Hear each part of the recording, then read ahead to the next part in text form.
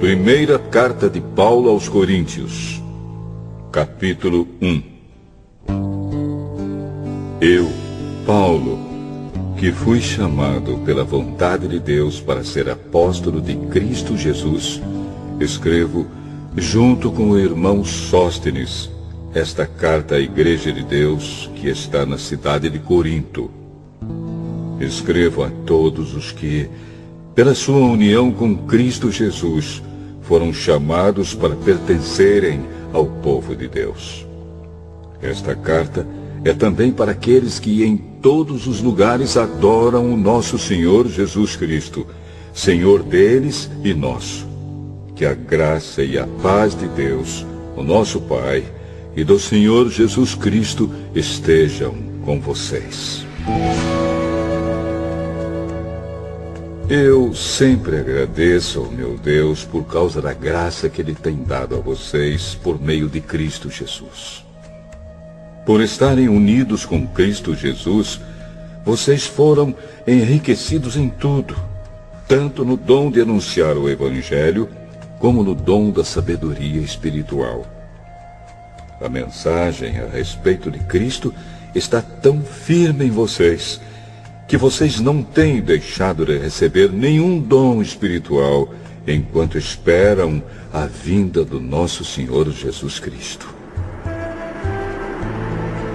Cristo vai conservá-los firmes até o fim, para que no dia da volta do nosso Senhor Jesus Cristo, vocês não tenham culpa de nada. Deus é fiel e chamou vocês para que vivam em união com o seu Filho Jesus Cristo, o nosso Senhor. Irmãos, peço, pela autoridade do nosso Senhor Jesus Cristo, que vocês estejam de acordo no que dizem e que não haja divisões entre vocês. Sejam completamente unidos num só pensamento e numa só intenção. Pois, meus irmãos, algumas pessoas da família de Cloé me contaram que existem brigas entre vocês. O que eu quero dizer é isto: cada um de vocês diz uma coisa diferente. Um diz, eu sou de Paulo. Outro, eu sou de Apolo. Outro, eu sou de Pedro. E ainda outro, eu sou de Cristo. Por acaso Cristo foi dividido em várias partes? Será que Paulo morreu crucificado em favor de vocês? Ou será que vocês foram batizados em nome de Paulo? Graças a Deus que eu não batizei nenhum de vocês, a não ser Crispo e Gaio. Assim ninguém pode dizer que vocês foram batizados em meu nome. Ah, sim. Batizei também Estéfanas e a família dele. Mas não lembro de ter batizado mais ninguém. Pois Cristo não me enviou para batizar, mas para anunciar o Evangelho, e anunciá-lo sem usar a linguagem da sabedoria humana, para não tirar o poder da morte de Cristo na cruz. De fato, a mensagem da morte de Cristo na cruz é loucura para os que estão se perdendo. Mas para nós, que estamos sendo salvos, é o poder de Deus. Pois as Escrituras Sagradas dizem, destruirei a sabedoria dos sábios e acabarei com o conhecimento dos instruídos. Então, o que poderão dizer os sábios e os instruídos? O que vão dizer os grandes oradores deste mundo? Deus tem mostrado que a sabedoria deste mundo é loucura. Pois Deus, na sua sabedoria, não deixou que os seres humanos o conhecessem por meio da sabedoria deles. Pelo contrário, resolveu salvar aqueles que creem, e fez isso por meio da mensagem que anunciamos, a qual é chamada de louca.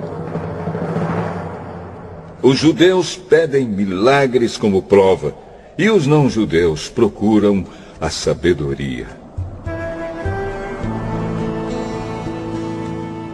Mas nós anunciamos o Cristo crucificado. Uma mensagem que para os judeus é ofensa e para os não-judeus é loucura. Mas para aqueles que Deus tem chamado, tanto judeus como não-judeus, Cristo é o poder de Deus e a sabedoria de Deus. Pois aquilo que parece ser a loucura de Deus é mais sábio do que a sabedoria humana. E aquilo que parece ser a fraqueza de Deus é mais forte do que a força humana. Agora, meus irmãos, lembrem do que vocês eram quando Deus os chamou. Do ponto de vista humano, poucos de vocês eram sábios ou poderosos ou de famílias importantes. Para envergonhar os sábios, Deus escolheu aquilo que o mundo acha que é loucura. E para envergonhar os poderosos, Ele escolheu o que o mundo acha fraco. Para destruir o que o mundo pensa que é importante, Deus escolheu aquilo que o mundo despreza, acha humilde e diz que não tem valor. Isso quer dizer que ninguém pode ficar orgulhoso, pois sabe que está sendo visto por Deus. Porém, Deus uniu vocês com Cristo Jesus e fez com que Cristo seja a nossa sabedoria. E é por meio de Cristo que somos aceitos por Deus, nos tornamos o povo de Deus e somos salvos. Portanto, como as Escrituras Sagradas dizem, quem quiser se orgulhar, que se orgulhe daquilo que o Senhor faz.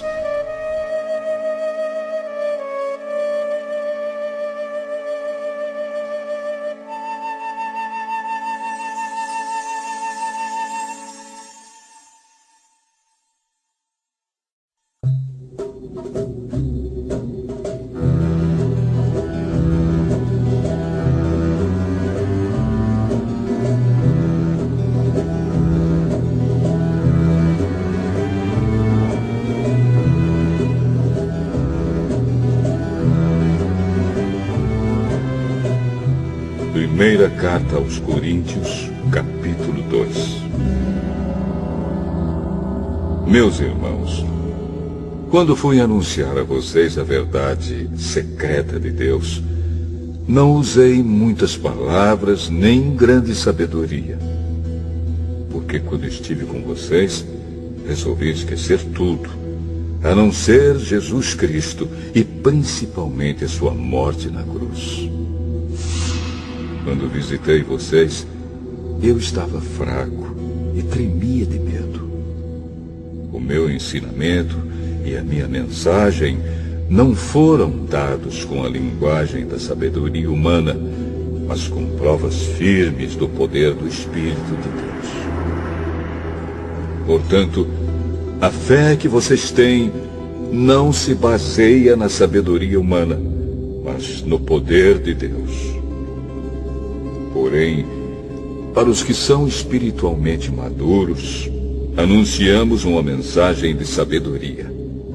Mas não é de uma sabedoria deste mundo, nem a dos poderes que o governam e que estão perdendo o seu poder.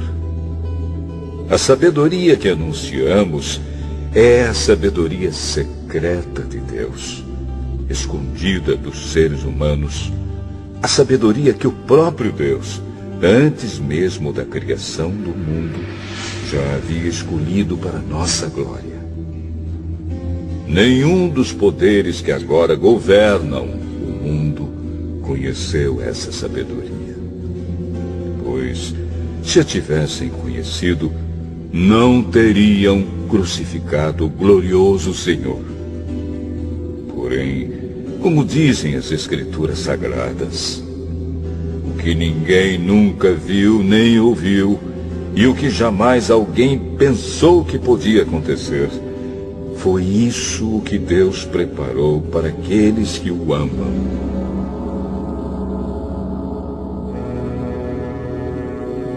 Mas foi a nós que Deus, por meio do Espírito, revelou o seu segredo.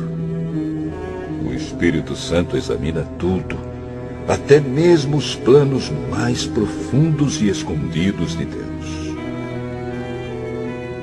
Quanto ao ser humano, somente o Espírito que está nele é que conhece tudo a respeito dele.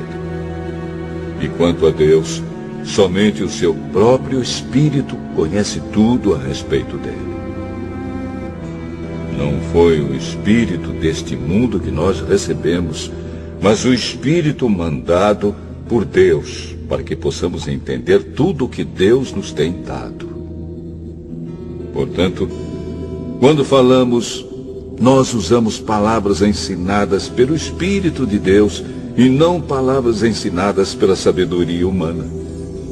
Assim explicamos as verdades espirituais aos que são espirituais. Mas quem não tem o Espírito de Deus não pode receber os dons que vêm do Espírito e, de fato, nem mesmo pode entendê-los. Essas verdades são loucura para essa pessoa, porque o sentido delas só pode ser entendido de modo espiritual. A pessoa que tem o Espírito Santo pode julgar o valor de todas as coisas, porém ela mesma não pode ser julgada por ninguém. Como dizem as Escrituras Sagradas, quem pode conhecer a mente do Senhor? Quem é capaz de lhe dar conselhos? Mas nós pensamos como Cristo pensa.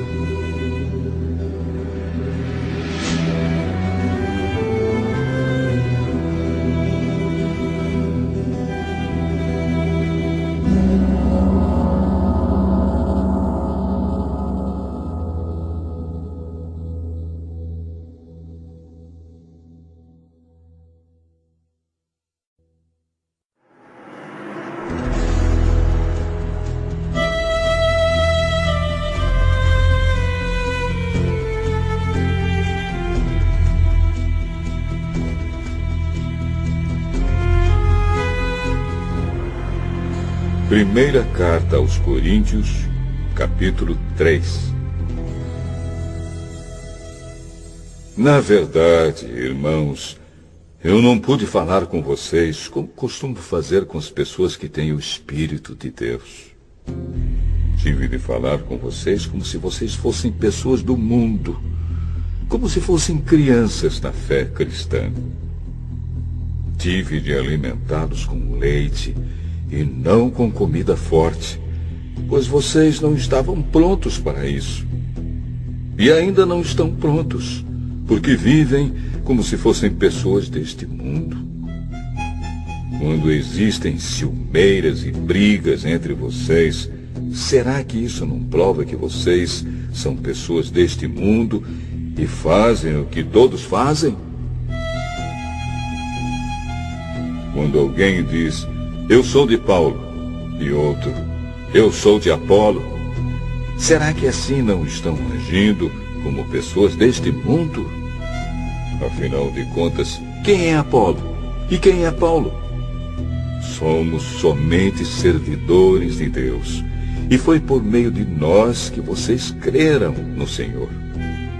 Cada um de nós faz o trabalho que o Senhor lhe deu para fazer. Eu plantei, e Apolo regou a planta, mas foi Deus quem a fez crescer. De modo que não importa nem o que planta, nem o que rega, mas sim Deus que dá o crescimento. Pois não existe diferença entre a pessoa que planta e a pessoa que rega. Deus dará a recompensa de acordo com o trabalho que cada um tiver feito. Porque nós somos companheiros de trabalho no serviço de Deus, e vocês são o terreno no qual Deus faz o seu trabalho. vocês são também o edifício de Deus. Usando o dom que Deus me deu, eu faço o trabalho de um construtor competente. Põe o alicerce e outro constrói em cima dele. Porém, cada um deve construir com cuidado. Porque Deus já pôs Jesus Cristo como o único alicerce, e nenhum outro alicerce pode ser colocado. Alguns usam ouro ou prata ou pedras preciosas para construírem em cima do alicerce. E ainda outros usam madeira ou capim ou palha. O dia de Cristo vai mostrar claramente a qualidade do trabalho de cada um. Pois o fogo daquele dia mostrará o trabalho de cada pessoa. O fogo vai mostrar e provar a verdadeira qualidade do trabalho. Se aquilo que alguém construir em cima do alicerce resistir ao fogo, então o construtor receberá a recompensa. Mas se o trabalho de alguém for destruído pelo fogo, então esse construtor perderá a recompensa. Porém, ele mesmo será salvo, como se tivesse passado pelo fogo para se salvar. Certamente vocês sabem que são o templo de Deus e que o Espírito de Deus vive em vocês. Assim, se alguém destruir o templo de Deus, Deus destruirá essa pessoa. Pois o templo de Deus é santo e vocês são o seu templo. Que ninguém engane a si mesmo. Se algum de vocês pensa que é sábio conforme a sabedoria humana, então precisa se tornar louco para ser de fato sábio. Pois aquilo que este mundo acha que é sabedoria, Deus acha que é loucura. Como dizem as Escrituras Sagradas, Deus pega os sábios nas suas espertezas. E também, o Senhor sabe que os pensamentos dos sábios não valem nada. Ninguém deve se orgulhar daquilo que as pessoas podem fazer. Pois tudo é de vocês. Isto é, Paulo, Apolo, Pedro, este mundo, a vida e a morte, o presente e o futuro. Tudo isso pertence a vocês. E vocês pertencem a Cristo. E Cristo pertence a Deus.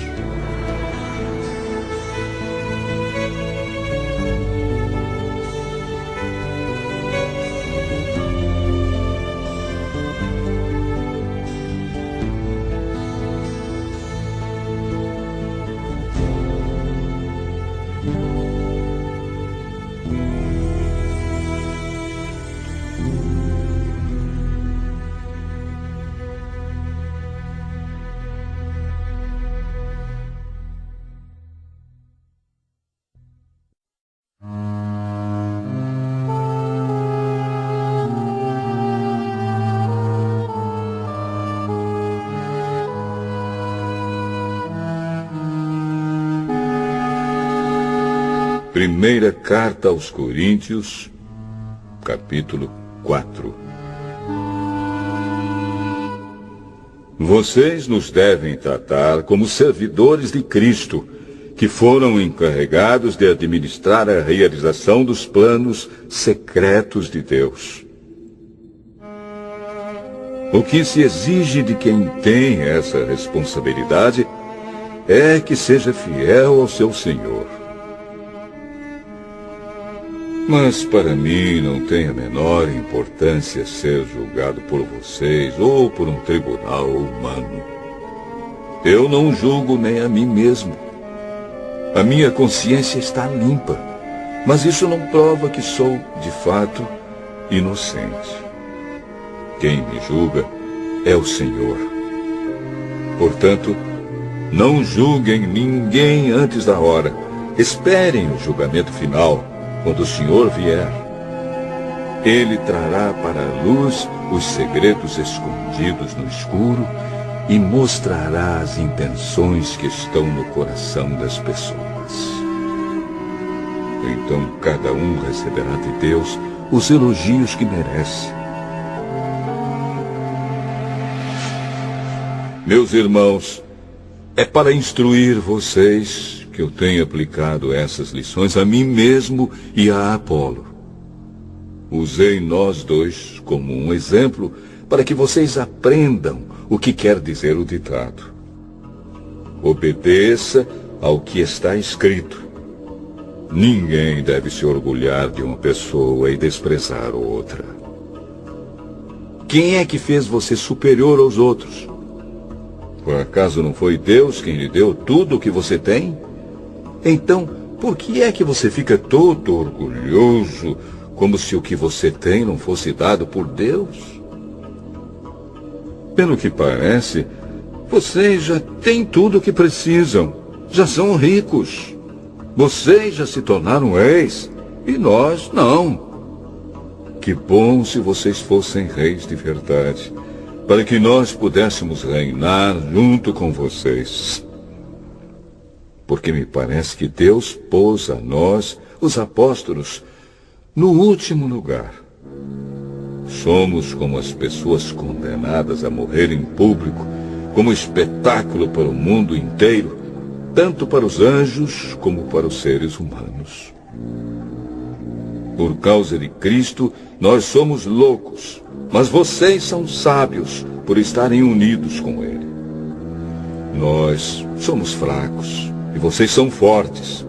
Vocês são respeitados e nós somos desprezados. Até agora temos passado fome e sede. Temos nos vestido com trapos, temos recebido bofetadas e não temos lugar certo para morar. Temos nos cansado de trabalhar para nos sustentar. Quando somos amaldiçoados, nós abençoamos. Quando somos perseguidos, aguentamos com paciência. Quando somos insultados, respondemos com palavras delicadas. Somos considerados como lixo e até agora somos tratados como a imundície deste mundo. Não estou escrevendo essas coisas para envergonhar vocês, mas para ensiná-los como se vocês fossem meus próprios filhos queridos. Mesmo que vocês tivessem milhares de mestres na fé cristã, não poderiam ter mais de um pai. Pois, quando eu levei a vocês o Evangelho, eu me tornei o pai de vocês na vida que vivem em união com Cristo Jesus. Portanto, eu peço que sigam o meu exemplo.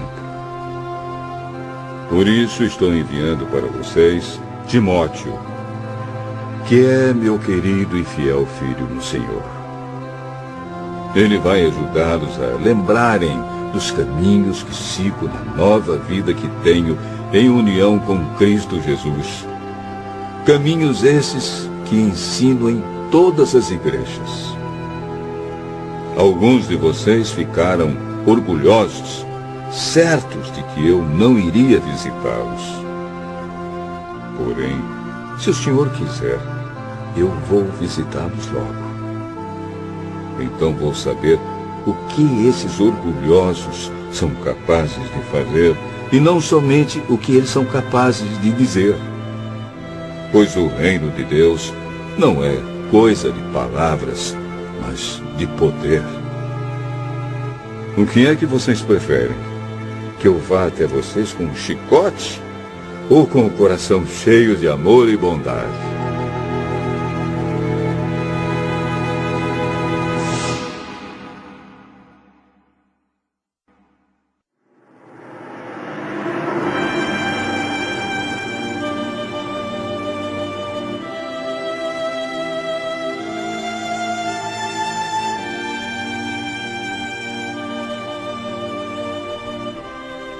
Primeira carta aos Coríntios, capítulo 5. Agora estão dizendo que há entre vocês uma imoralidade sexual tão grande que nem mesmo os pagãos seriam capazes de praticar. Fiquei sabendo que certo homem está tendo relações com a própria madrasta. Como é que vocês podem estar tão orgulhosos? Pelo contrário, vocês deviam ficar muito tristes e expulsar do meio de vocês quem está fazendo uma coisa dessas. Quanto a mim, ainda que não esteja presente aí pessoalmente, estou com vocês em espírito. E agindo como se eu estivesse aí, já julguei, pela autoridade do nosso Senhor Jesus, o homem que está fazendo essa coisa horrível. Quando vocês se reunirem, estarei com vocês em espírito. Então, pelo poder do nosso Senhor Jesus, que estará presente conosco, entreguem esse homem a Satanás, para que o seu corpo seja destruído, mas o seu espírito seja salvo no dia do Senhor. Não está certo que vocês estejam orgulhosos. Vocês conhecem aquele ditado: um pouco de fermento fermenta toda a massa. Joguem fora o velho fermento do pecado para ficarem completamente puros. Aí vocês serão como massa nova e sem fermento, como vocês, de fato, já são. Porque a nossa festa da Páscoa está pronta, agora que Cristo, o nosso Cordeiro da Páscoa, já foi oferecido em sacrifício. Então, vamos comemorar a nossa Páscoa, não com o pão que leva fermento, o fermento velho do pecado e da imoralidade, mas com o pão sem fermento, o pão da pureza e da verdade.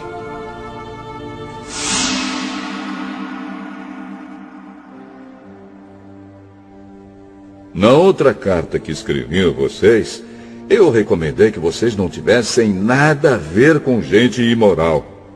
Eu não quis dizer que neste mundo vocês devem ficar separados dos pagãos que são imorais, avarentos, ladrões ou que adoram ídolos. Pois, para evitar essas pessoas, vocês teriam de sair deste mundo. O que eu digo é que vocês não devem ter nada a ver com ninguém que se diz irmão na fé, mas é imoral, ou avarento, ou adora ídolos, ou é bêbado, ou difamador, ou ladrão. Com gente assim, vocês não devem nem comer uma refeição. Afinal de contas, eu não tenho o direito de julgar os que não são cristãos. Deus os julgará. Mas será que vocês não devem julgar os seus irmãos na fé? Como dizem as Escrituras Sagradas: expulsem do meio de vocês esse homem imoral.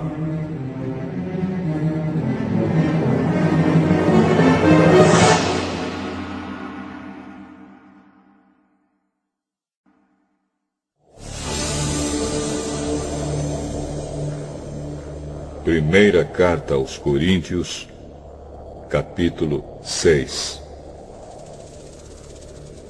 Quando algum de vocês tem uma queixa contra um irmão na fé, como se atreve a pedir justiça a juízes pagãos, em vez de pedir ao povo de Deus que resolva o caso?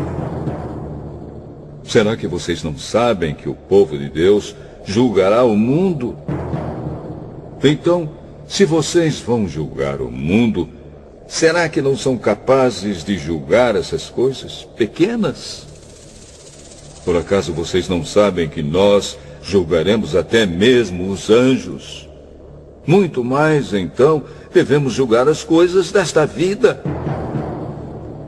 Portanto, se surgir alguma questão dessas, será que vocês vão procurar pessoas que são desprezadas na igreja para julgarem esses casos? Que vergonha! Será que entre vocês não existe alguém com bastante sabedoria para resolver uma questão entre irmãos? É claro que existe. Mas o que acontece é que um irmão em Cristo leva ao tribunal a sua queixa contra outro irmão e deixa que juízes pagãos julguem o caso. Só o fato de existirem questões entre vocês já mostra que vocês estão falhando completamente. Não seria melhor aguentar a injustiça? Não seria melhor ficar com o prejuízo? Pelo contrário, vocês cometem injustiça e roubam e fazem isso tudo contra os seus próprios irmãos.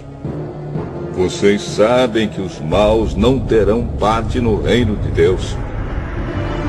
Não se enganem, pois os imorais, os que adoram ídolos, os adúlteros, os homossexuais, os ladrões, os avarentos, os bêbados, os caluniadores e os assaltantes não terão parte no reino de Deus. Alguns de vocês eram assim, mas foram lavados do pecado, separados para pertencer a Deus e aceitos por Ele, por meio do Senhor Jesus Cristo e pelo Espírito do nosso Deus. Alguém vai dizer: eu posso fazer tudo o que quero. Pode sim, mas nem tudo é bom para você. Eu poderia dizer: posso fazer qualquer coisa, mas não vou deixar que nada me escravize. Outro vai dizer: o alimento existe para o estômago, e o estômago existe para o alimento. Sim, mas Deus acabará com os dois. O nosso corpo não existe para praticar a imoralidade, mas para servir o Senhor. E o Senhor cuida do nosso corpo. Pelo seu poder, Deus ressuscitou o Senhor e também nos ressuscitará. Será que vocês não sabem que o corpo de vocês faz parte do corpo de Cristo? Será que eu vou pegar uma parte do corpo de Cristo e fazer com que ela seja parte do corpo de uma prostituta? É claro que não. Ou será que vocês não sabem que o homem que se une com uma prostituta se torna uma só pessoa com ela? As Escrituras Sagradas afirmam: os dois se tornam uma só pessoa.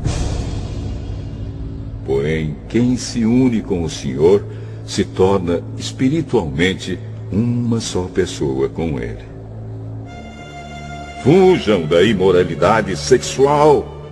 Qualquer outro pecado que alguém comete não afeta o corpo, mas a pessoa que comete imoralidade sexual peca contra o seu próprio corpo. Será que vocês não sabem que o corpo de vocês é o templo do Espírito Santo que vive em vocês e lhes foi dado por Deus? Vocês não pertencem a vocês mesmos, mas a Deus, pois Ele os comprou e pagou o preço. Portanto, usem o seu corpo para a glória dele.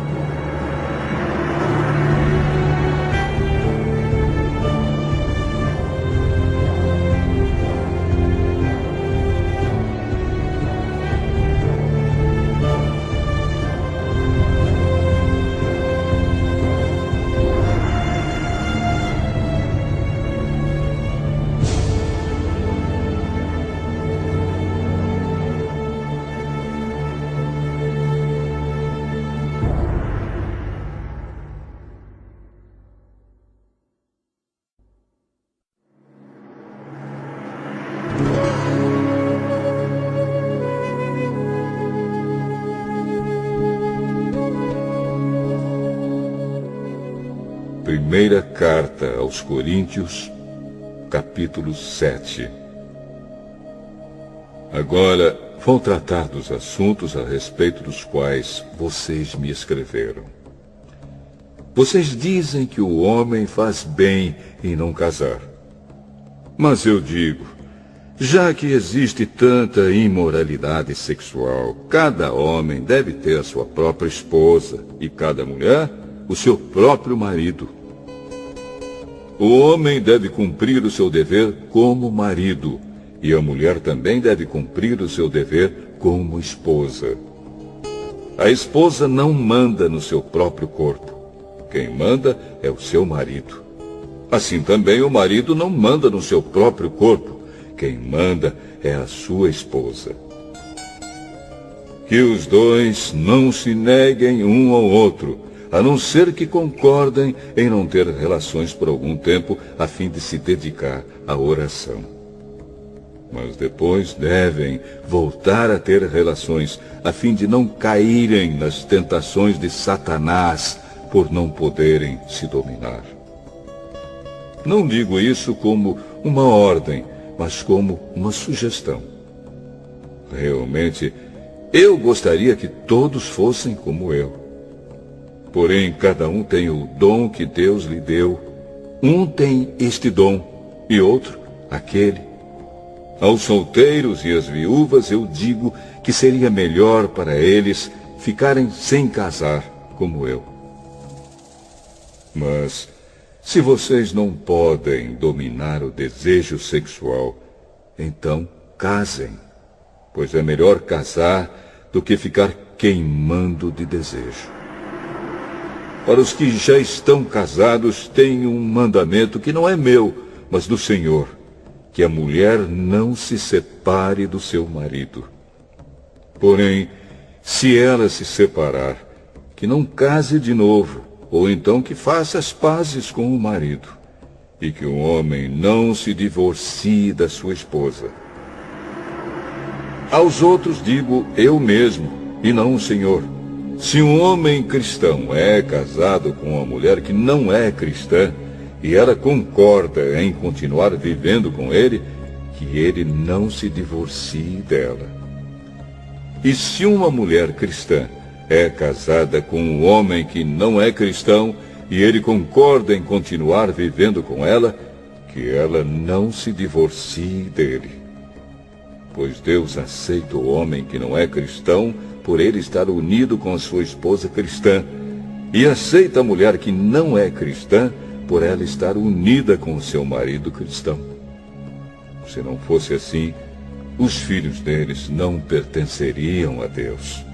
Mas, sendo assim, eles pertencem. Porém, se o marido não cristão ou a esposa não cristã quiser o divórcio, então que se divorcie. Nesses casos, o marido cristão ou a esposa cristã está livre para fazer como quiser, pois Deus chamou vocês para viverem em paz. Esposa cristã, como é que você pode ter certeza de que não vai salvar o seu marido? E você, marido cristão, como é que você pode ter certeza de que não vai salvar a sua esposa? Cada um deve continuar vivendo de acordo com o dom que o Senhor lhe deu e na condição em que se encontrava quando Deus o chamou. É essa a regra que eu ensino em todas as igrejas. Se um homem judeu que é circuncidado aceita o chamado de Deus, ele não deve tirar as marcas da circuncisão. E se um homem não judeu que não é circuncidado aceita o chamado de Deus, ele não deve circuncidar-se. Não faz diferença estar circuncidado ou não. O que importa é obedecer aos mandamentos de Deus. Cada um deve continuar como era quando aceitou o chamado de Deus. Você era escravo quando Deus o chamou? Não se preocupe com isso. Mas, se você pode se tornar livre, então aproveite a oportunidade. pois o escravo que foi chamado pelo Senhor é agora um homem livre que pertence ao Senhor. Assim também, o homem livre que foi chamado por Cristo é escravo de Cristo. Deus comprou vocês por um preço. Portanto, não se tornem escravos de seres humanos. Irmãos, cada um deve continuar na presença de Deus, assim como era quando Deus o chamou. Para os solteiros, eu não tenho nenhum mandamento do Senhor. Porém, dou a minha opinião como uma pessoa que, pela misericórdia do Senhor, merece confiança. Por causa dos tempos difíceis em que vivemos, eu penso que é melhor para o homem ficar como está. Você tem esposa? Então não procure se separar dela. Você é solteiro? Então não procure esposa. Porém, se você casar, não estará cometendo pecado. E se uma moça solteira casar, também não estará cometendo pecado. Mas eu gostaria de poupar vocês dos problemas de cada dia que terão na vida de casados. Irmãos, o que eu quero dizer é isto. Não nos resta muito tempo. E daqui em diante os casados devem viver como se não tivessem casado. Os que choram, como se não estivessem chorando. Os que estão rindo, como se não estivessem rindo. Os que compram, como se não fosse deles aquilo que compraram. Os que tratam das coisas deste mundo, como se não estivessem ocupados com elas. Pois este mundo, como está agora, não vai durar muito. Eu quero livrá-los de preocupações. Um solteiro se interessa pelas coisas do Senhor porque quer agradá-lo.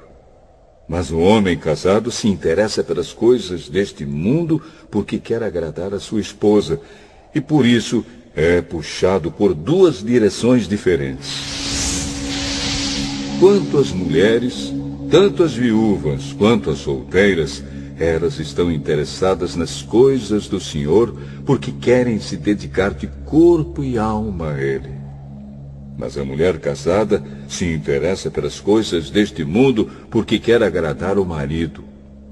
Eu estou dizendo isso porque quero ajudá-los. Não estou querendo obrigar ninguém a nada. Pelo contrário, quero que façam o que é direito e certo e que se entreguem ao serviço do Senhor com toda a dedicação. Aos que ficaram noivos, mas resolveram não casar mais, eu digo o seguinte: se o rapaz sente que assim não está agindo certo com a sua noiva e acha que a sua paixão por ela ainda é muito forte e que devem casar, então que casem. Não existe pecado nisso. Mas se, pelo contrário, o rapaz não se sente na obrigação de casar, se está mesmo resolvido a ficar solteiro e se é capaz de dominar a sua vontade e já resolveu o que deve fazer, então faz bem em não casar com a moça. Assim, quem casa faz bem, mas quem não casa faz melhor ainda. A mulher não está livre enquanto seu marido estiver vivo. Caso o marido morra, ela fica livre para casar com quem quiser, contanto que case com um cristão. Porém, ela será mais feliz se ficar como está. Essa é a minha opinião. Eu acho que também tenho o Espírito de Deus.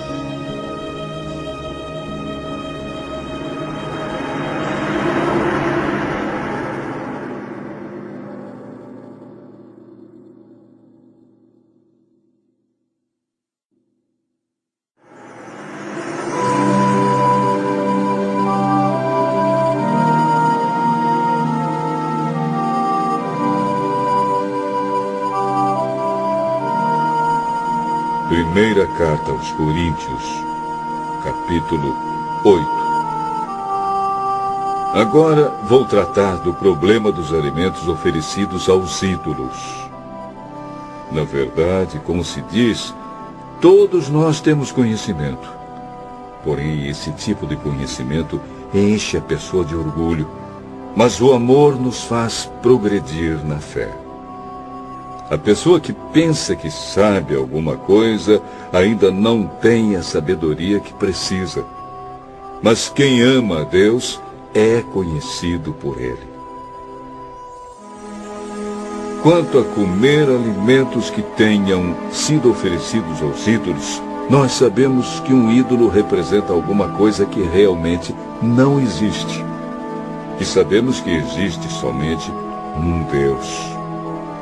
Pois existem os que são chamados de deuses, tanto no céu como na terra, como também existem muitos deuses e muitos senhores. Porém, para nós, existe somente um Deus, o Pai e Criador de todas as coisas, para quem nós vivemos. E existe somente um Senhor, que é Jesus Cristo, por meio de quem todas as coisas foram criadas e por meio de quem nós existimos. Mas nem todos conhecem essa verdade. Existem pessoas tão acostumadas com os ídolos que até agora comem desses alimentos pensando que eles pertencem aos ídolos. A consciência dessas pessoas é fraca e por isso elas se sentem impuras quando comem desses alimentos. Não é esta ou aquela comida que vai fazer com que Deus nos aceite. Nós não perderemos nada se não comermos e não ganharemos nada se comermos desse alimento. Mas tenham cuidado para que essa liberdade de vocês não faça com que os fracos na fé caiam em pecado. Porque se uma pessoa que tem a consciência fraca neste assunto vir você, que tem conhecimento, comendo alimentos do templo de um ídolo, será que essa pessoa não vai querer também comer alimentos oferecidos aos ídolos? Assim, este cristão fraco, este seu irmão por quem Cristo morreu, vai se perder por causa do conhecimento que você tem. Desse modo, pecando contra o seu irmão e ferindo a consciência dele, você estará pecando contra Cristo. Portanto, se o alimento faz com que o meu irmão peque, nunca mais vou comer carne, a fim de que eu não seja a causa do pecado dele.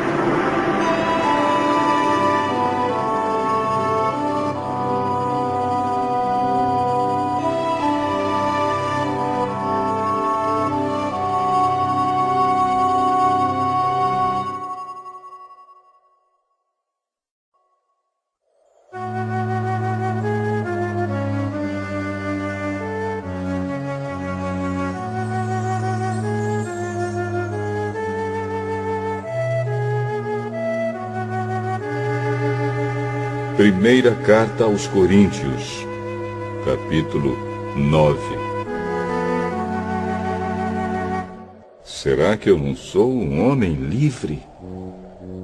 Por acaso não sou um apóstolo? Será que eu não vi Jesus, o nosso Senhor? Por acaso vocês não são o resultado do trabalho que faço para o Senhor? Mesmo que outros não me aceitem como apóstolo, vocês me aceitam. Vocês mesmos, pelo fato de estarem unidos com o Senhor, são a prova de que sou um apóstolo. Quando as pessoas me criticam, eu me defendo, dizendo assim: será que eu não tenho o direito de receber comida e bebida pelo meu trabalho?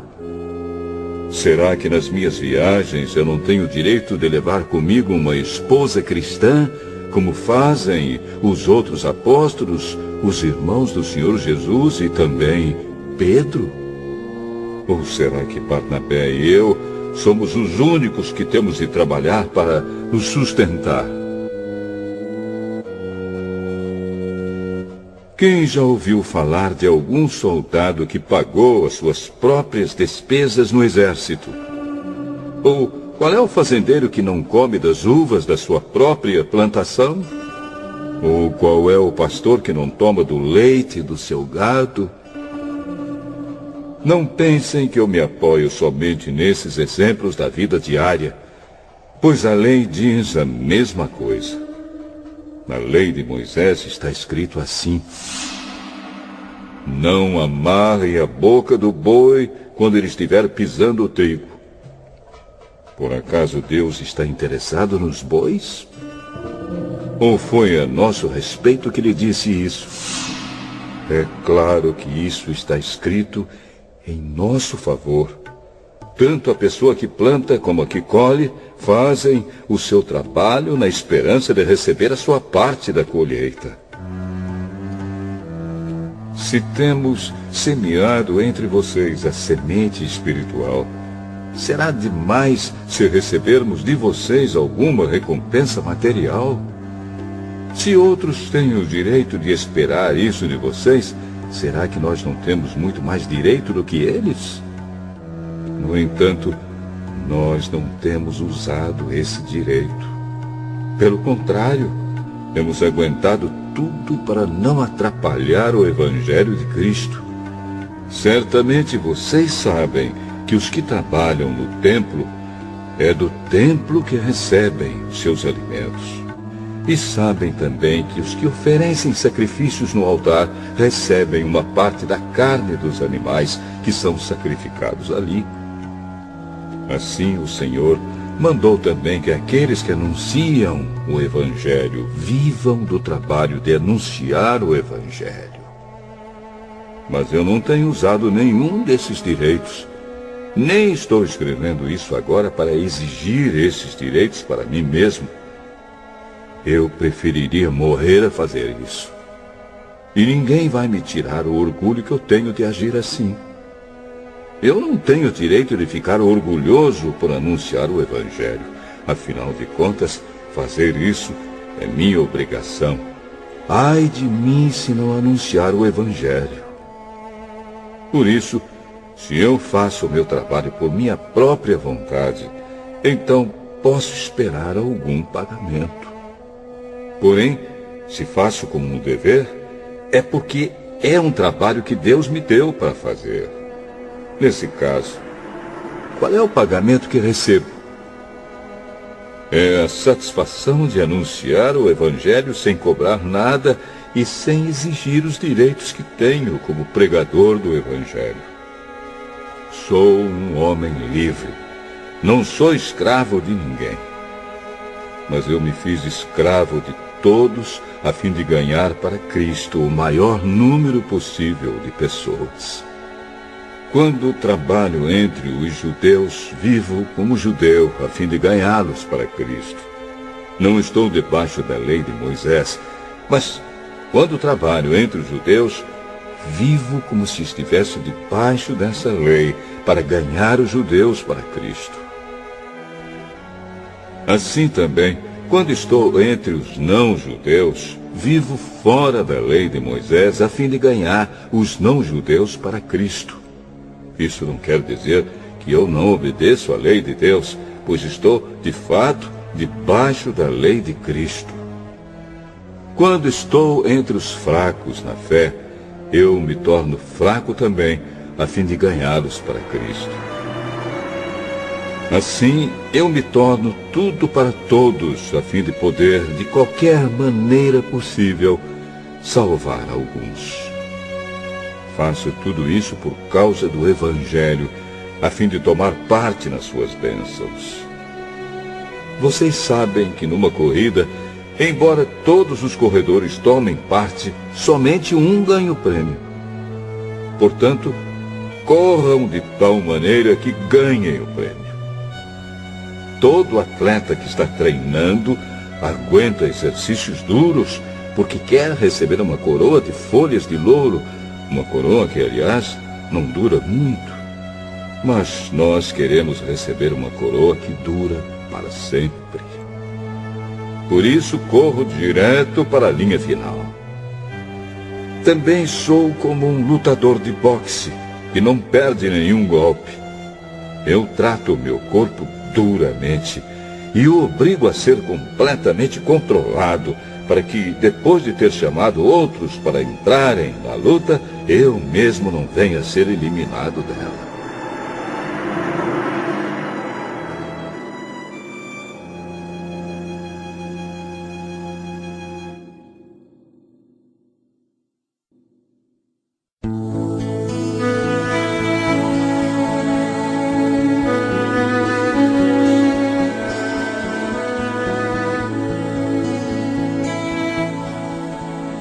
Primeira carta aos Coríntios, capítulo 10.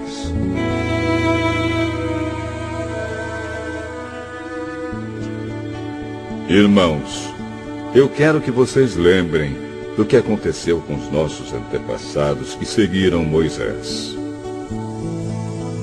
Todos foram protegidos pela nuvem e passaram pelo Mar Vermelho. Como seguidores de Moisés, eles foram batizados na nuvem e no mar. Todos comeram da mesma comida espiritual e beberam da mesma bebida espiritual, pois bebiam daquela rocha espiritual que ia com eles, e a rocha era Cristo. Mas Deus não ficou contente com a maioria deles, e por isso eles morreram, e os seus corpos ficaram espalhados no deserto. Tudo isso aconteceu a fim de nos servir de exemplo, para nós não querermos coisas más como eles quiseram, nem adorarmos ídolos como alguns deles adoraram. Como dizem as Escrituras Sagradas, o povo sentou-se para comer e beber e se levantou para se divertir. Não devemos cometer imoralidade sexual, como alguns deles fizeram. E porque eles fizeram isso, 23 mil deles caíram mortos num só dia. Não devemos pôr à prova a paciência de Cristo, como alguns deles fizeram, e por isso foram mortos pelas cobras. Vocês não devem se queixar, como fizeram alguns deles, e por isso foram destruídos pelo anjo da morte. Tudo isso aconteceu com os nossos antepassados, a fim de servir de exemplo para os outros. E aquelas coisas foram escritas a fim de servirem de aviso para nós. Pois estamos vivendo no fim dos tempos. Portanto, aquele que pensa que está de pé, é melhor ter cuidado para não cair. As tentações que vocês têm de enfrentar são as mesmas que os outros enfrentam, mas Deus cumpre a sua promessa e não deixará que vocês sofram tentações que vocês não têm forças para suportar. Quando uma tentação vier, Deus dará forças a vocês para suportá-la, e assim vocês poderão sair dela. Por isso, meus queridos amigos, fujam da adoração de ídolos. Eu falo com vocês como com pessoas que têm capacidade para entender o que estou afirmando. Julguem vocês mesmos o que eu estou dizendo. Pensem no cálice pelo qual damos graças a Deus na ceia do Senhor. Será que quando bebemos desse cálice, não estamos tomando parte do sangue de Cristo? E quando partimos e comemos o pão, não estamos tomando parte do corpo de Cristo? Mesmo sendo muitos, todos comemos do mesmo pão, que é um só, e por isso somos um só corpo. Pensem no povo de Israel. Aqueles que comem as coisas oferecidas em sacrifícios tomam parte juntos no sacrifício que é oferecido a Deus no altar. O que é que eu quero dizer com isso? Que o ídolo ou o alimento que é oferecido a ele tem algum valor? É claro que não.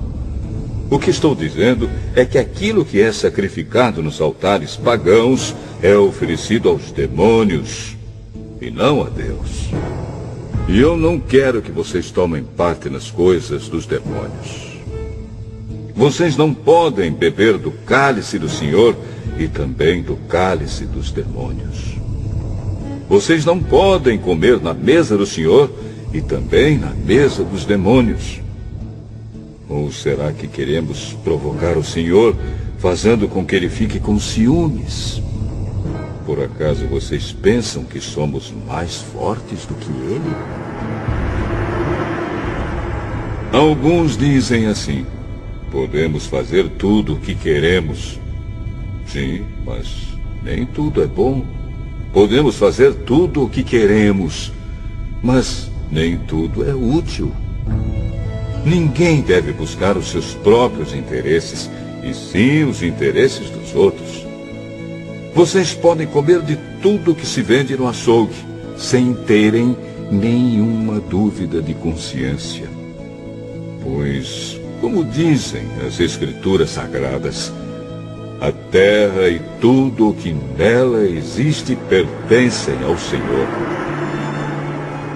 Se alguém que não é cristão convidá-los para comer e vocês resolverem ir, comam o que for posto na frente de vocês e não façam perguntas por motivo de consciência. Mas, se alguém disser a vocês: esta comida foi oferecida aos ídolos, neste caso, não comam, por causa daquele que disse isso e também por motivo de consciência. Não estou falando da sua própria consciência, mas da consciência do outro. Mas alguém pode perguntar: por que é que a minha liberdade deve ser diminuída pela consciência dos outros? Se eu agradeço a Deus o alimento que como, por que é que sou criticado, se já o agradeci a Deus? Portanto, quando vocês comem, ou bebem, ou fazem qualquer outra coisa, façam tudo para a glória de Deus. Vivam de tal maneira que não prejudiquem os judeus, nem os não-judeus, nem a Igreja de Deus. Façam como eu.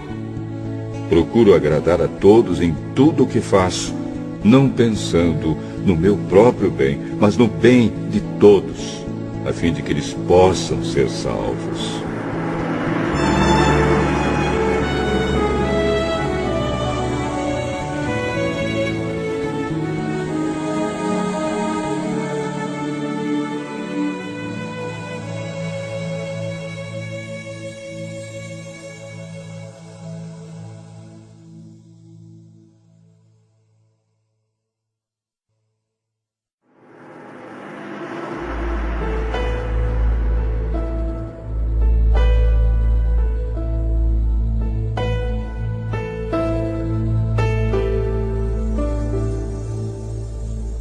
Primeira carta de Paulo aos Coríntios, capítulo 11.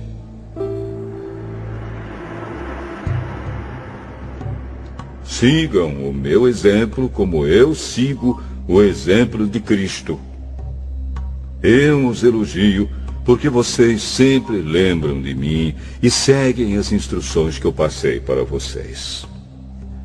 Mas quero que entendam que Cristo tem autoridade sobre todo marido, que o marido tem autoridade sobre a esposa e que Deus tem autoridade sobre Cristo. Se um homem cobre a cabeça quando ora ou anuncia a mensagem de Deus nas reuniões de adoração, ele está ofendendo a honra de Cristo.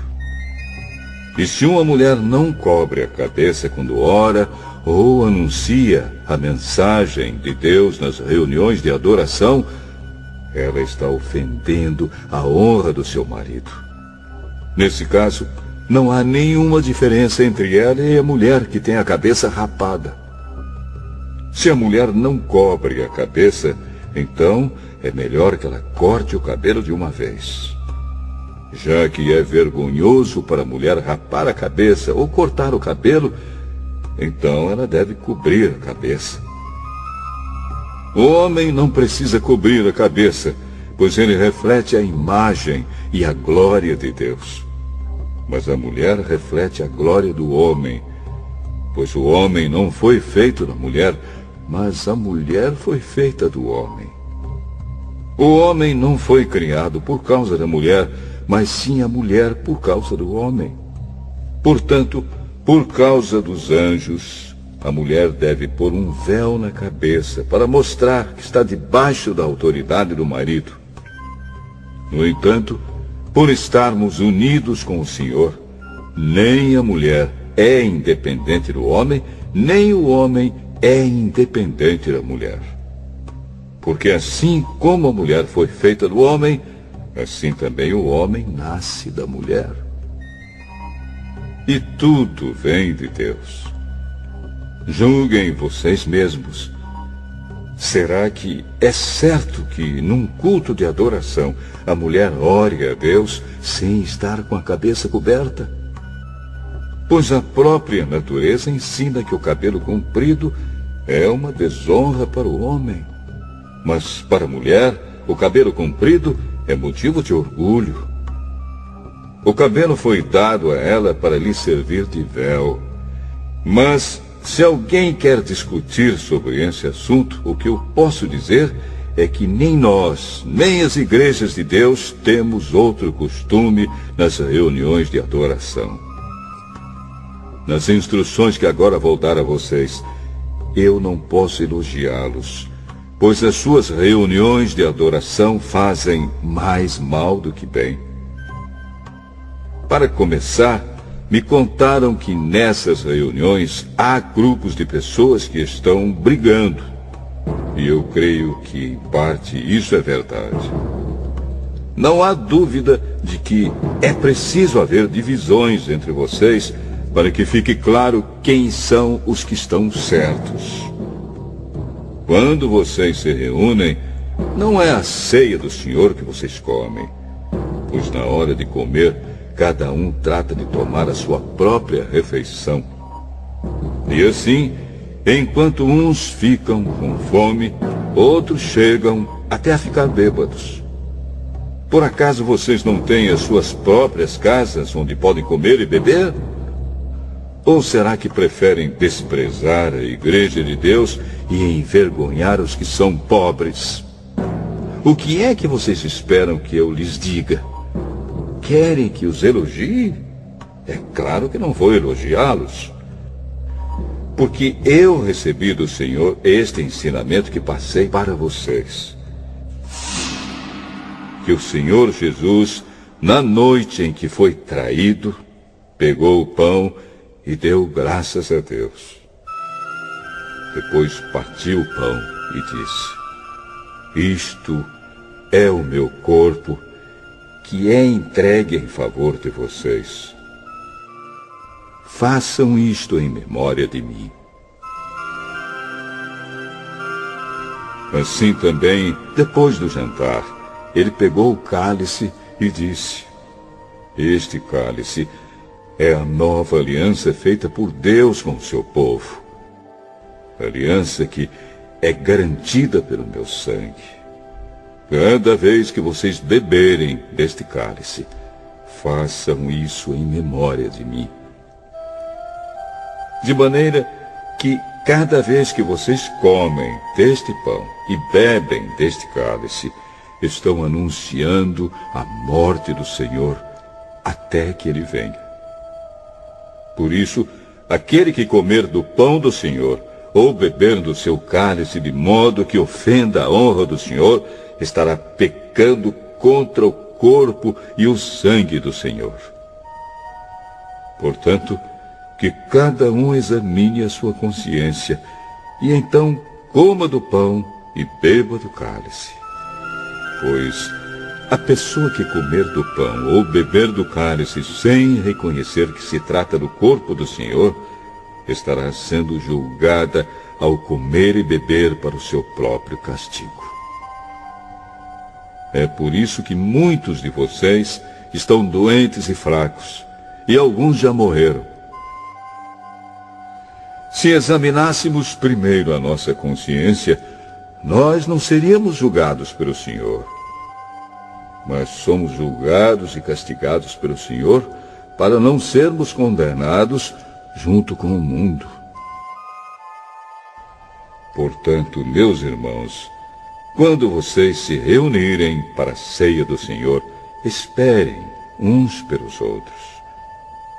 E se alguém estiver com fome, que coma em casa, para que Deus não castigue vocês por causa dessas reuniões. Os outros assuntos eu resolverei quando chegar aí.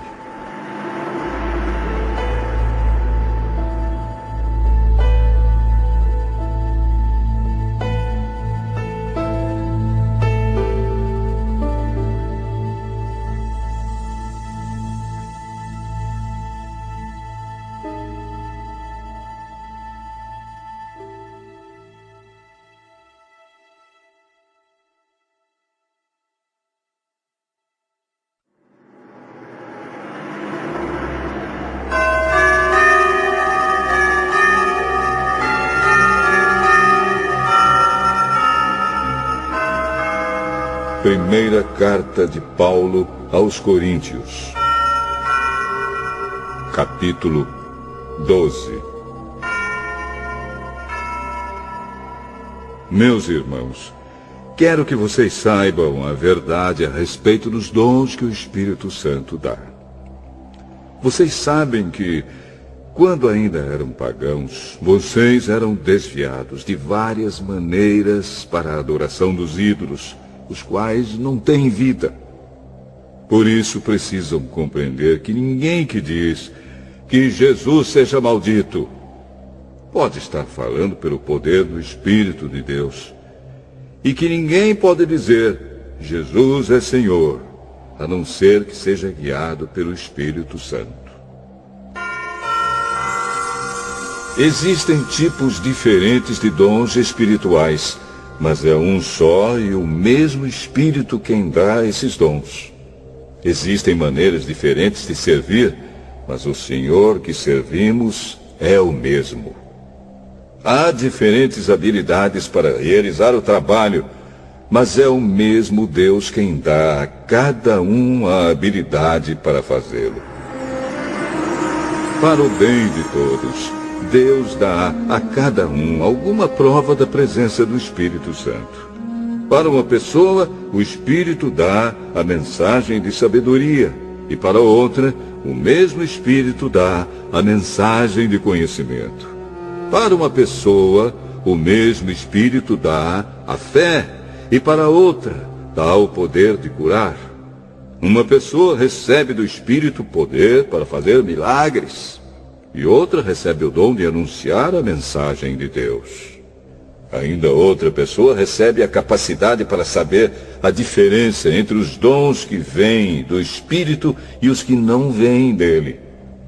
Para uma pessoa, o Espírito dá a capacidade de falar em línguas estranhas, e para outra, ele dá a capacidade de interpretar o que essas línguas querem dizer. Porém, é um só e o mesmo Espírito quem faz tudo isso. Ele dá um tom diferente para cada pessoa, conforme ele quer.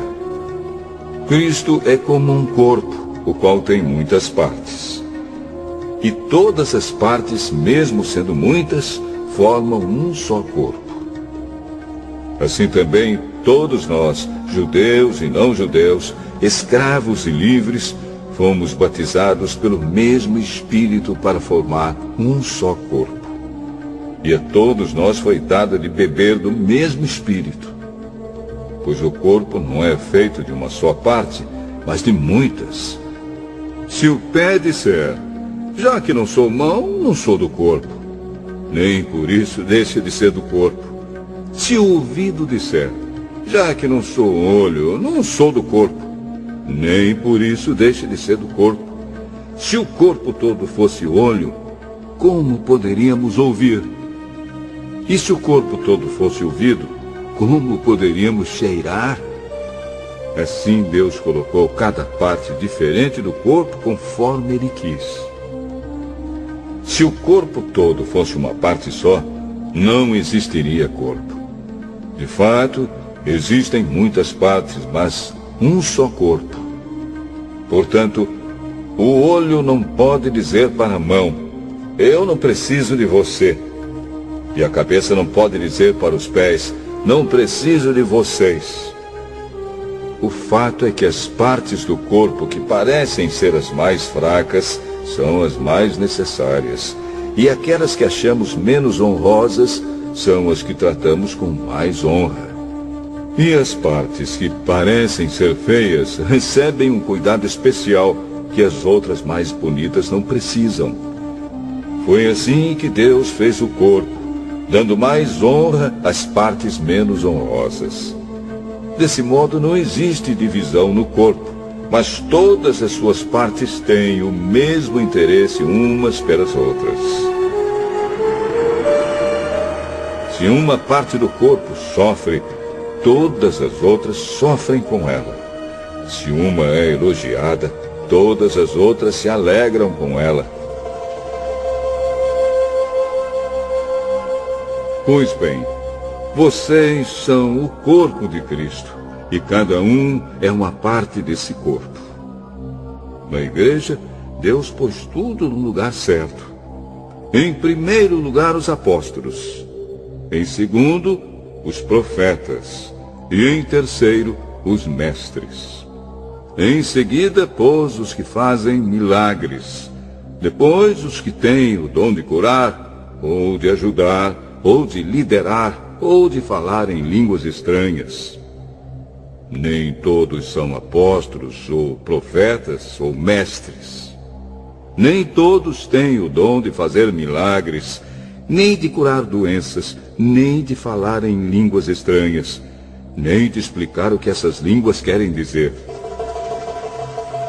Por isso, se esforcem para ter os melhores dons. Porém, eu vou mostrar a vocês o caminho que é o melhor de todos.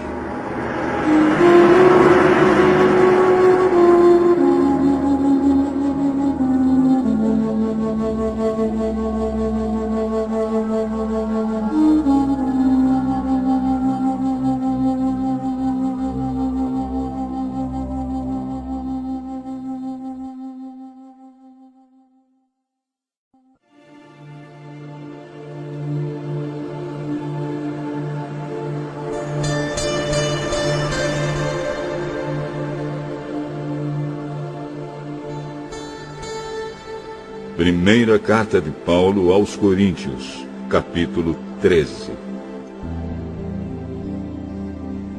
Eu poderia falar todas as línguas que são faladas na terra e até no céu, mas se não tivesse amor, as minhas palavras seriam como o som de um gongo ou como o barulho de um sino.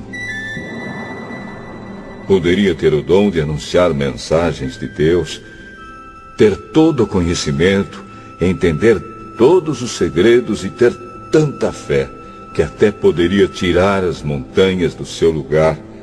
Mas, se não tivesse amor, eu não seria nada. Poderia dar tudo o que tenho e até mesmo entregar o meu corpo para ser queimado. Mas se eu não tivesse amor, isso não me adiantaria nada. Quem ama é paciente e bondoso. Quem ama não é ciumento, nem orgulhoso, nem vaidoso. Quem ama não é grosseiro, nem egoísta, não fica irritado, nem guarda mágoas. Quem ama não fica alegre quando alguém faz uma coisa errada, mas se alegra quando alguém faz o que é certo. Quem ama nunca desiste, porém suporta tudo com fé, esperança e paciência. O amor é eterno. Existem mensagens espirituais, porém elas durarão pouco. Existe o dom de falar em línguas estranhas, mas acabará logo. Existe o conhecimento, mas também terminará. Pois os nossos dons de conhecimento e as nossas mensagens espirituais são imperfeitos. Mas, quando vier o que é perfeito, então o que é imperfeito desaparecerá. Quando eu era criança, falava como criança, sentia como criança e pensava como criança. Agora que sou adulto, parei de agir como criança. O que agora vemos é como uma imagem imperfeita num espelho embaçado, mas depois veremos face a face. Agora o meu conhecimento é imperfeito, mas depois conhecerei perfeitamente, assim como sou conhecido por Deus. Portanto, agora existem estas três coisas: a fé, a esperança e o amor. Porém, a maior delas é o amor.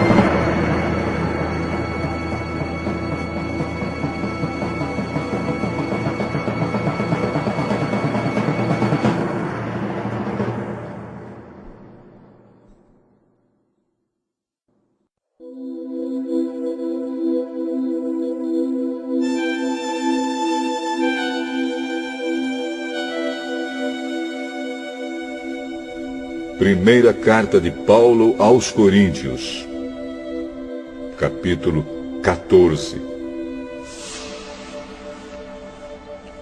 Portanto, esforcem-se para ter amor.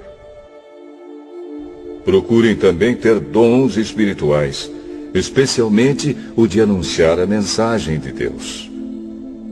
Quem fala em línguas estranhas fala a Deus e não às pessoas, pois ninguém o entende.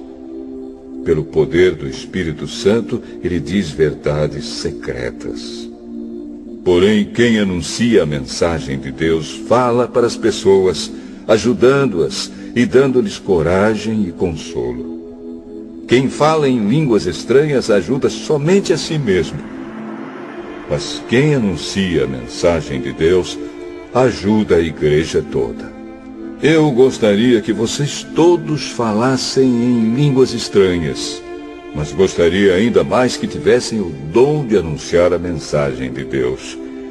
Porque quem anuncia a mensagem de Deus tem mais valor do que quem fala em línguas estranhas, a não ser que esteja ali alguém que possa interpretar o que está sendo dito, para que toda a igreja seja ajudada espiritualmente. Por isso, irmãos, quando eu os visitar, que proveito vocês terão se eu lhes falar em línguas estranhas? É claro que nenhum, a não ser que leve a vocês alguma revelação de Deus, ou algum conhecimento, ou alguma mensagem inspirada, ou algum ensinamento. Por exemplo, além da voz humana, existem os instrumentos musicais, como a flauta e a harpa. Se os sons não saírem com toda clareza, como poderá alguém saber o que está sendo tocado em um ou outro desses instrumentos? Se quem toca a corneta não der um som bem claro, quem se preparará para a batalha? Assim também, como é que os outros vão entender o que vocês estão dizendo se a mensagem por meio de línguas estranhas não for clara? Vocês estariam falando para o vento. No mundo há muitas línguas diferentes, mas cada uma faz sentido. Porém, se eu não entendo a língua na qual alguém está falando comigo, então quem fala essa língua é estrangeiro para mim, e eu sou um estrangeiro para ele. Por isso, já que vocês estão com tanta vontade de ter os dons do Espírito, procurem, acima de tudo, ter os dons que fazem com que a igreja cresça espiritualmente. Portanto, quem fala em línguas estranhas deve orar, pedindo a Deus que lhe dê o dom de interpretar o que elas querem dizer. Porque se eu orar em línguas estranhas, o meu espírito, de fato, estará orando, mas a minha inteligência não tomará parte nisso. O que vou fazer então? Vou orar com o meu espírito, mas também vou orar com a minha inteligência. Vou cantar com o meu espírito, mas também vou cantar com a minha inteligência. Se você dá graças a Deus em línguas estranhas, como é que uma pessoa simples que estiver na reunião poderá dizer amém à oração de agradecimento que você fez? Ela não vai conseguir entender nada do que você está dizendo. Mesmo que a sua oração seja muito boa, essa pessoa não receberá nenhuma ajuda. Eu agradeço a Deus porque falo em línguas estranhas muito mais do que vocês. Porém, nas reuniões da igreja, prefiro dizer 5 palavras que possam ser entendidas para assim ensinar os outros, do que dizer milhares de palavras em línguas estranhas. Irmãos, não pensem como crianças. Sejam como crianças para o que é mal, mas sejam adultos no seu modo de pensar. Nas Escrituras Sagradas está escrito: por meio de pessoas que falam em línguas estranhas, eu falarei a este povo, diz o Senhor. Falarei por meio de lábios estrangeiros, mas assim mesmo meu povo não me dará atenção. Portanto, o dom de falar em línguas estranhas é um sinal de Deus para os descrentes e não para os cristãos. Mas o dom de anunciar a mensagem de Deus é um sinal para os cristãos e não para os descrentes.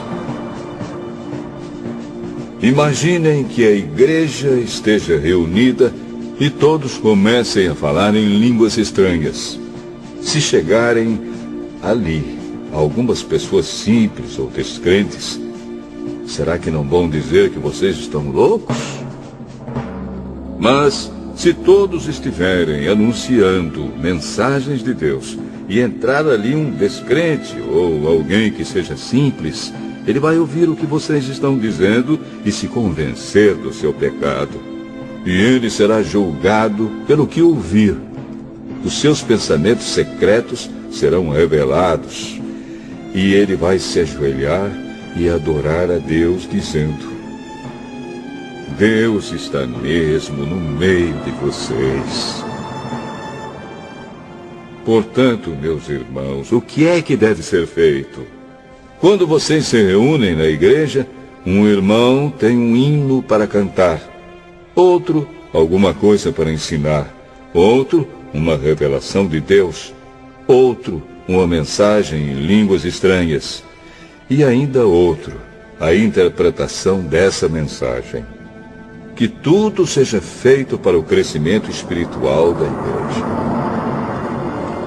Se algum de vocês falar em línguas estranhas, então que apenas 2 ou 3 falem, um depois do outro, e que alguém interprete o que está sendo dito.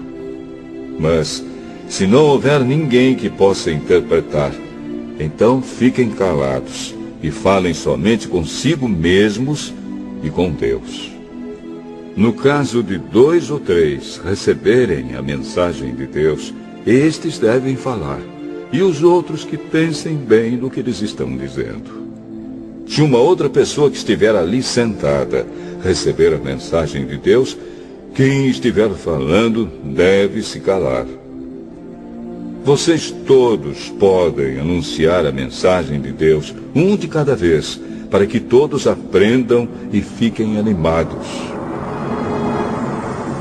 Quem fala deve controlar o dom de anunciar a mensagem de Deus, pois Deus não quer que nós vivamos em desordem, e sim em paz.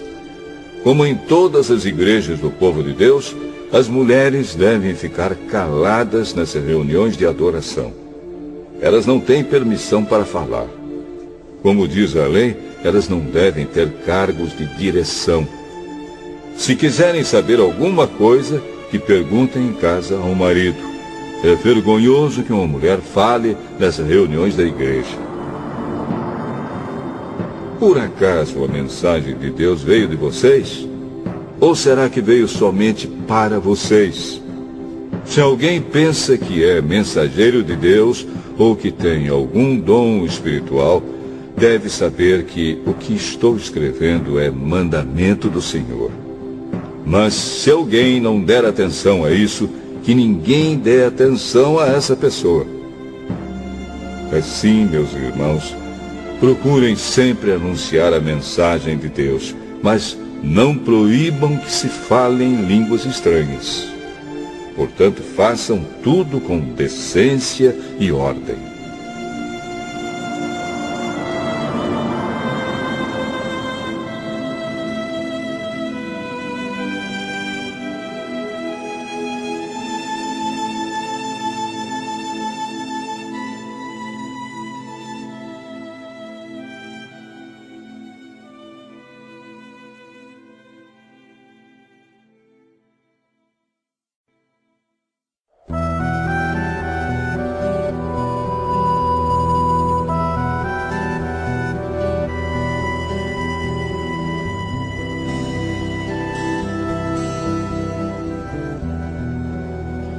Primeira carta de Paulo aos Coríntios, capítulo 15. Agora, irmãos, quero que lembrem do evangelho que eu anunciei a vocês, no qual vocês aceitaram e no qual continuam firmes. A mensagem que anunciei a vocês é o evangelho, por meio do qual vocês são salvos, se continuarem firmes nele. A não ser que não tenha adiantado nada vocês crerem nele. Eu passei para vocês o ensinamento que recebi e que é da mais alta importância. Cristo morreu pelos nossos pecados, como está escrito nas Escrituras Sagradas. Ele foi sepultado e no terceiro dia foi ressuscitado, como está escrito nas Escrituras, e apareceu a Pedro e depois aos 12 apóstolos. Depois apareceu de uma só vez a mais de 500 seguidores, dos quais a maior parte ainda vive, mas alguns já morreram. Em seguida apareceu a Tiago, e mais tarde a todos os apóstolos. Por último, depois de todos, ele apareceu também a mim, como para alguém nascido fora de tempo. De fato, eu sou o menos importante dos apóstolos e até nem mereço ser chamado de apóstolo, pois persegui a igreja de Deus. Mas, pela graça de Deus, sou o que sou. E a graça que ele me deu não ficou sem resultados. Pelo contrário, eu tenho trabalhado muito mais do que todos os outros apóstolos. No entanto, não sou eu quem tem feito isso, e sim a graça de Deus que está comigo. Assim, não importa se a mensagem foi entregue por mim ou se foi entregue por eles. O importante é que foi isso que todos nós anunciamos, e foi nisso que vocês creram. Se a nossa mensagem é que Cristo foi ressuscitado, como é que alguns de vocês dizem que os mortos não vão ressuscitar? Se não existe a ressurreição de mortos, então quer dizer que Cristo não foi ressuscitado. E se Cristo não foi ressuscitado, nós não temos nada para anunciar, e vocês não têm nada para crer. E mais ainda, nesse caso estaríamos mentindo contra Deus, porque afirmamos que ele ressuscitou Cristo. Mas, se é verdade que os mortos não são ressuscitados, então Deus não ressuscitou Cristo. Porque, se os mortos não são ressuscitados, Cristo também não foi ressuscitado. E se Cristo não foi ressuscitado, a fé que vocês têm é uma ilusão e vocês continuam perdidos nos seus pecados. Se Cristo não ressuscitou, os que morreram crendo nele estão perdidos. Se a nossa esperança em Cristo só vale para esta vida, nós somos as pessoas mais infelizes deste mundo.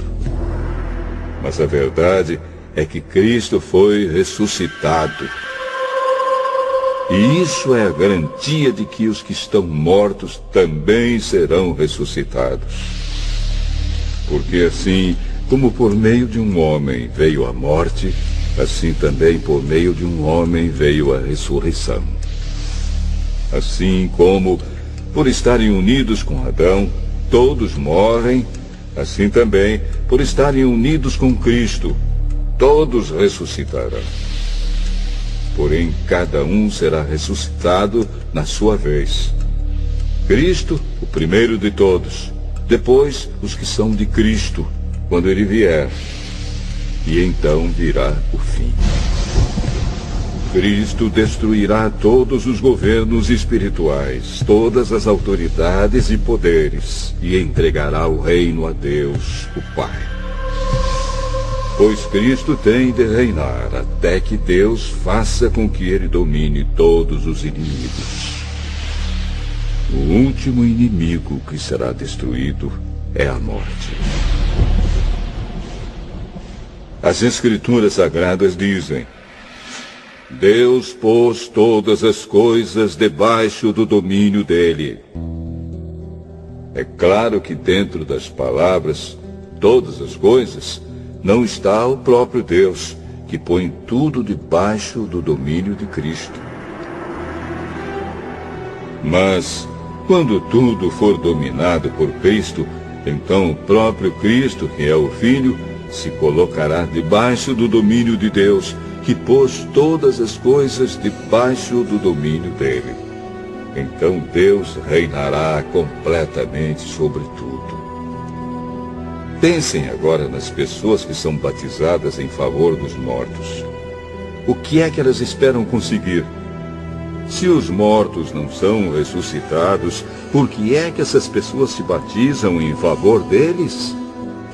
E quanto a nós, por que é que nos colocamos em perigo a toda hora? Irmãos, eu enfrento a morte todos os dias. Se afirmo isso, é pelo orgulho que tenho de vocês, pois estamos todos unidos com Cristo Jesus, o nosso Senhor.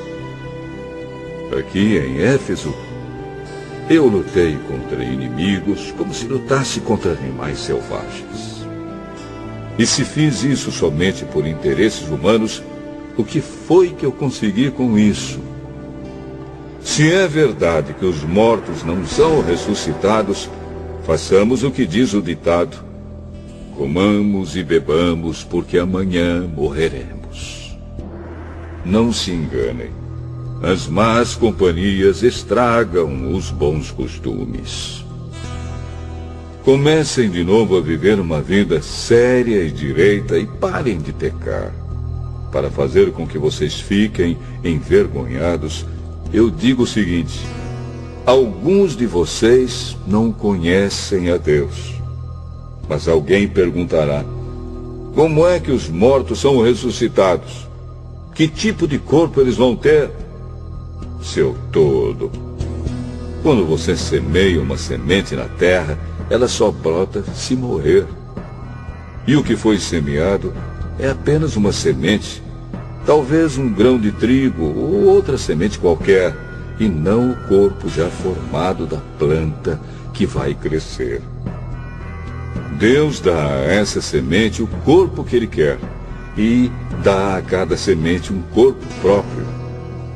E a carne dos seres vivos não é toda do mesmo tipo. Os seres humanos têm um tipo de carne, os animais outro, os pássaros outro, e os peixes ainda outro. Há também corpos do céu e corpos da terra. Existe um tipo de beleza que pertence aos corpos celestes, e há outro que pertence aos corpos terrestres. O sol tem o seu próprio brilho, a lua outro brilho, e as estrelas têm um brilho diferente. E mesmo as estrelas têm diferentes tipos de brilho. pois será assim quando os mortos ressuscitarem. Quando o corpo é sepultado, é um corpo mortal. Mas quando for ressuscitado, será imortal. Quando ele é sepultado, é feio e fraco. Mas quando for ressuscitado, será bonito e forte. Quando é sepultado, é um corpo material. Mas quando for ressuscitado, será um corpo espiritual. É claro que, se existe um corpo material, então tem de haver também um corpo espiritual. Porque as Escrituras Sagradas dizem: Adão, o primeiro homem, foi criado como ser vivo. Mas o último Adão, Jesus Cristo, é o Espírito que dá a vida. Não é o espiritual que vem primeiro, mas sim o material. Depois é que vem o espiritual. O primeiro homem foi feito do pó da terra. O segundo veio do céu. Os que pertencem à terra são como aquele que foi feito do pó da terra. Os que pertencem ao céu são como aquele que veio do céu. Assim como somos parecidos com o homem feito do pó da terra, assim também seremos parecidos com o homem do céu. Meus irmãos, o que eu quero dizer é isto: o que é feito de carne e de sangue não pode ter parte no reino de Deus, e o que é mortal não pode ter a imortalidade. Escutem bem este segredo. Nem todos vamos morrer, mas todos nós vamos ser transformados num instante, num abrir e fechar de olhos, quando tocar a última trombeta. Ela tocará. Os mortos serão ressuscitados como seres imortais, e todos nós seremos transformados. Pois este corpo mortal precisa se vestir com o que é imortal. Este corpo que vai morrer precisa se vestir com o que não pode morrer. Assim, quando este corpo mortal se vestir com o que é imortal, quando este corpo que morre se vestir com o que não pode morrer, então acontecerá o que as Escrituras Sagradas dizem: a morte está destruída. A vitória é completa. Onde está, ó morte, a sua vitória? Onde está, ó morte, o seu poder de ferir? O que dá à morte o poder de ferir é o pecado. E o que dá ao pecado o poder de ferir é a lei. Mas agradeçamos a Deus, que nos dá a vitória por meio do nosso Senhor Jesus Cristo. Portanto, queridos irmãos, continuem fortes e firmes. Continuem ocupados no trabalho do Senhor, pois vocês sabem que todo o seu esforço nesse trabalho sempre traz proveito.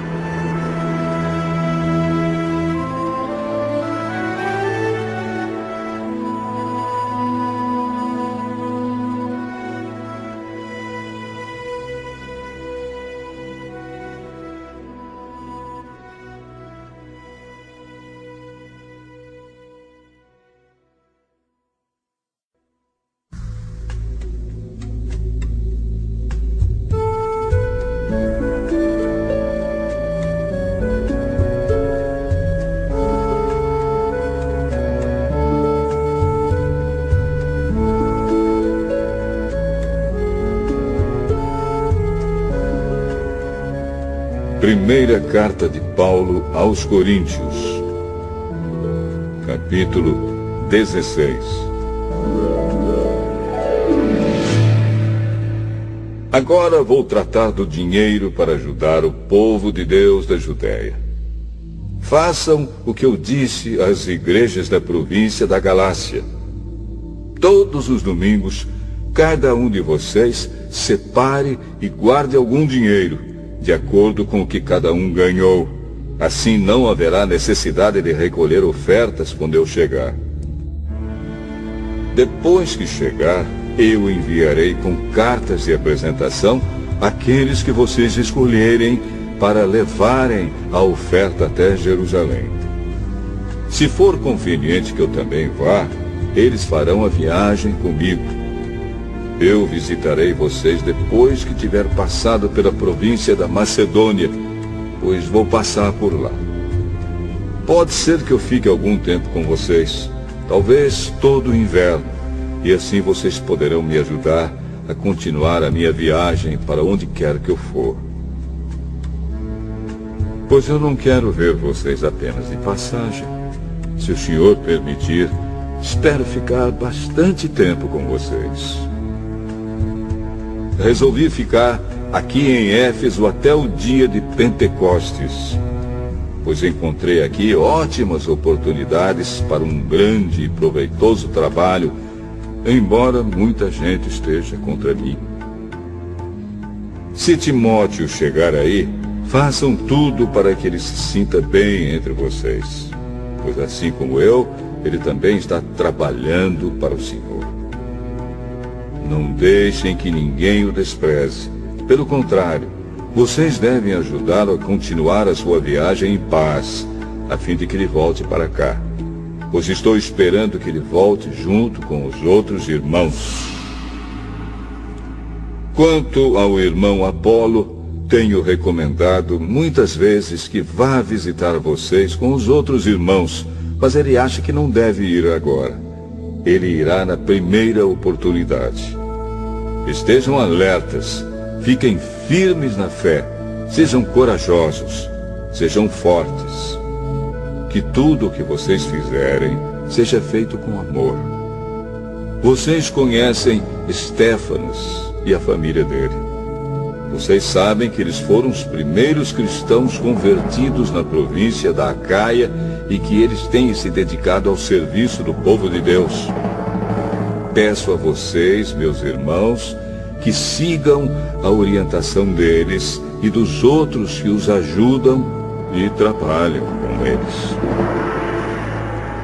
Eu estou alegre com a vinda de Estéfanas, de Fortunato e de Acaico, pois eles fizeram o que vocês, por estarem ausentes, não podiam fazer. Eles me animaram muito, e sei que animaram vocês também. Gente como essa merece elogios. As igrejas da província da Ásia mandam saudações. Áquila e a sua esposa Priscila e a igreja que se reúne na casa deles mandam saudações cristãs a vocês. Todos os irmãos daqui mandam saudações. Cumprimentem uns aos outros com um beijo de irmão. Escrevo isto com a minha própria mão. Quem não ama o Senhor, que seja amaldiçoado. Maranatá.